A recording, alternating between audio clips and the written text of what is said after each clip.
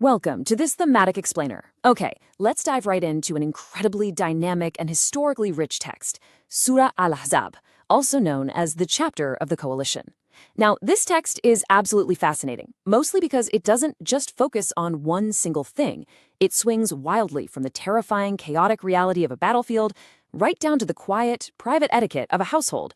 And then, if that wasn't enough, it zooms all the way out to the immense, cosmic responsibility of human existence itself. So let's jump into this structured breakdown of the chapter and see exactly how all these moving pieces fit together. To truly grasp a multi-themed text like this, we're going to compartmentalize it into 4 distinct pillars. We'll be covering 1. The battle and the test of hearts. 2. Abolishing pre-Islamic traditions. 3. Rulings of the Prophet's household. And finally, 4. Spiritual equality and the trust. So, starting off with theme 1, the battle of Al Ahzab and the test of hearts. Let's set the scene here and see how this builds. The early Muslim community in Medina suddenly found themselves completely surrounded by a massive enemy coalition, and the text vividly maps out the sheer psychological terror of this siege. It's intense. Step 1. The enemy armies arrive from literally all directions, from above and below. Then Step 2 really dives into the psychological toll. The text describes this extreme fear using some incredibly vivid imagery, eyes staring in horror, hearts quite literally reaching the throats. And then Step 3 is the climax, describing a severe earthquake-like shaking of the entire community. It was the absolute ultimate test of their internal faith. Now, as you might expect, under that kind of crushing pressure, people's true convictions always rise to the surface. The text impartially contrasts 2 very distinct psychological reactions to this extreme fear. On one side, those harboring doubts, the hypocrites, well, they crack. They say, "We were promised nothing but delusion." But then look at the other side. The true believers look at this massive, terrifying enemy army and say, "No, this is exactly what we were promised."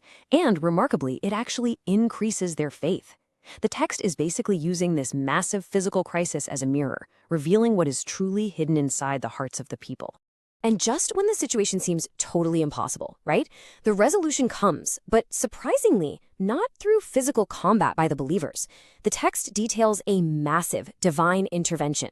A fierce, freezing wind is sent against the enemy camps, literally tearing down their tents, alongside these unseen forces that strike pure terror into their ranks.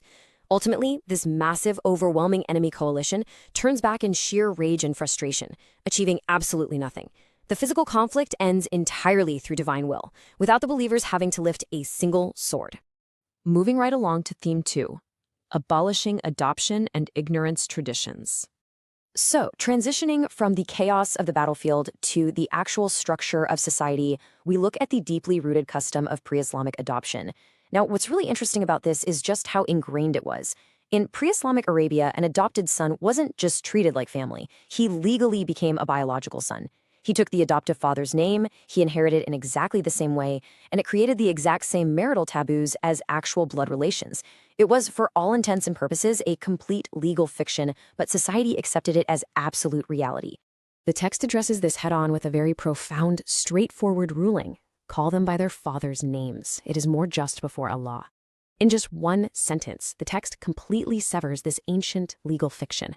It essentially establishes that biological lineage matters. And above all, it must be truthful. Now, you can still care for, love, and sponsor a child, absolutely, but you cannot erase their true biological identity or pretend that a sponsored child is a blood relative. It was a massive paradigm shift toward absolute truth in lineage. But, changing a deeply held societal norm requires more than just words. It requires real action. The text details a specific historical anecdote regarding a man named Zayd, who was previously the adopted son of the Prophet. When Zayd's marriage unfortunately ended in divorce, the Prophet was commanded to marry Zayd's ex-wife. Now, because society still viewed Zayd as his blood son, this was highly controversial at the time. But honestly, that was exactly the point. This very personal event served as a permanent practical demonstration that the old law was officially dead. It ensured that no future believer would ever face legal or social hardship regarding the former spouses of their adopted children. A real game changer. All right, let's shift gears to theme 3, rulings for the Prophet and his household. Having restructured society at large, we now zoom all the way in, right to the doorstep of the Prophet's own home. Think about it. As head of states, a general, and a judge, his home was constantly flooded with people. So some strict boundaries had to be established. The rules were clear. Do not enter without permission. If you're invited for a meal, eat and then politely disperse. It's basically an ancient mandate against being that guest who overstays their welcome. We've all been there, right? Furthermore, if you needed to ask his wives for something, you asked from behind a screen. These rules were crucial to give the prophet some much-needed personal space, while maintaining the absolute utmost respect and purity between men and women. Within this household, the wives of the prophet held a very unique, elevated status.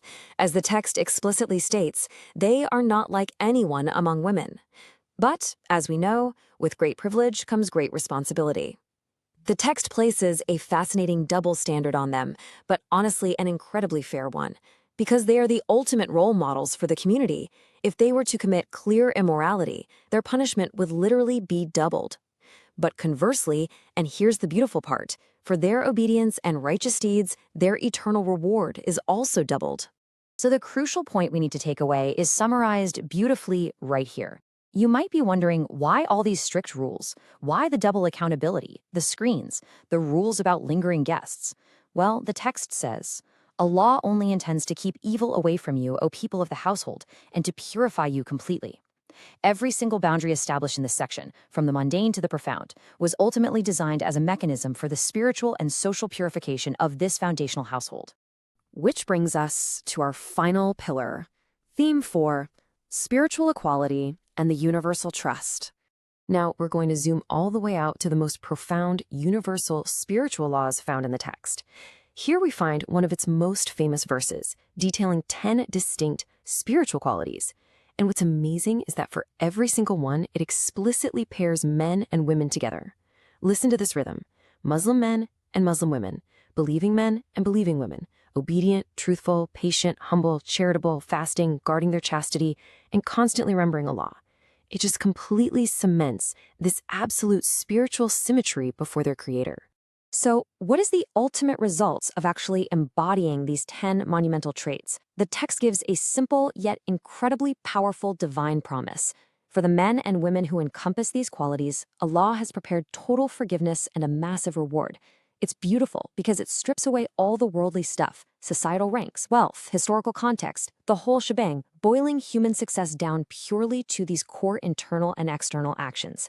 But you have to ask, why is this spiritual journey so demanding in the first place? Well, the chapter closes with a staggering cosmic image, and this brilliantly illustrates the immense, almost incomprehensible weight of human existence.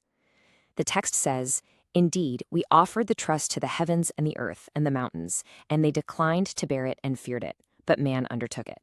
The trust being described here is free will, the profound ability to choose obedience or disobedience. To put that into perspective, the massive, indestructible mountains were absolutely terrified of this responsibility and refused it. But fragile, complex human beings, we stepped forward and accepted it. Which leaves us with a pretty stark, lingering reality. The text notes that humanity took on this colossal burden while often being, frankly, unjust and ignorant of the consequences. From the terrifying, earth-shaking siege of Medina we talked about earlier, to the quiet, everyday rules of a household, it's all part of fulfilling that cosmic trust. So, the question we are left to reflect on today is this. If the mountains themselves shattered at the mere thought of carrying the burden of free will, how will you bear the weight of this immense responsibility? Thank you so much for joining me on this explainer, and I hope this deep dive gave you a powerful, new perspective to think about.